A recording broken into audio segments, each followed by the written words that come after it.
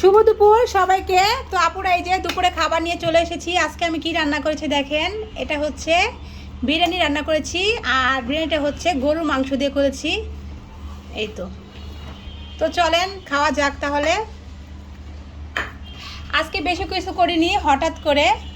তো এই যে বেড়ে নিচ্ছি, বিসমিল্লাহির রহমানির রহিম। তো আপনারা কে কী দিয়ে খাচ্ছেন অবশ্যই কমেন্ট করে জানাবেন, কে কী রান্না করেছেন আজকে বাসায়। আপুরা বিরিয়ানির মধ্যে কিন্তু এই যে আমি আলু দিয়েছিলাম, আনাম দিয়েছিলাম। একটু ছোটো আলু নিয়েছি, বড় আলু ছিল কিন্তু ছোটোগুলা বিরিয়ানির মধ্যে দিলে কিন্তু ভালো লাগে। বিসমিল্লাহ, আরও এক পিস আলু তুলে নিলাম। আপনাদের ভাইয়া বিরিয়ানি খেতে ভীষণ পছন্দ করে, সাথে ছেলেটাও মাশাল্লাহ পছন্দ করে, যদিও বেশি খেতে পারে না। এটা বেড়ে নিলাম এখন। তো এখন একটু বিরিয়ানিটা ঢেকে নিই, তো ঠান্ডা হয়ে যাবে। তো এখানে 2-3টা সালাদ নিয়ে নিলাম। কি আম্মা খাবে? তুমি খাবে? এই নাও নাও, বিসমিল্লাহ। মজা? হ্যাঁ মজা। এই যে 2টা কাঁচামরিচ নিয়ে নিলাম, সালাদ, সাথে 2টা পেঁয়াজ।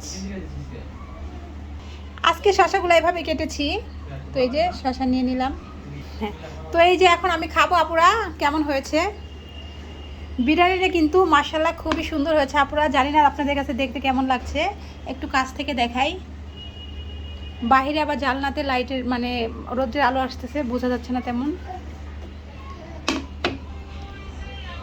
বিসমিল্লাহ, আলহামদুলিল্লাহ পুরা খুবই মজা হয়েছে, খুবই মজা হয়েছে বোন।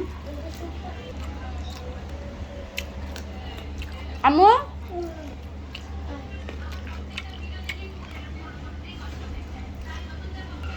মাংসটা কিন্তু একদম নরম সফট হয়েছে। আবু খাবে? আলু একটু খাবো। তো সবাই ভালো থাকবেন, আল্লাহ হাফেজ।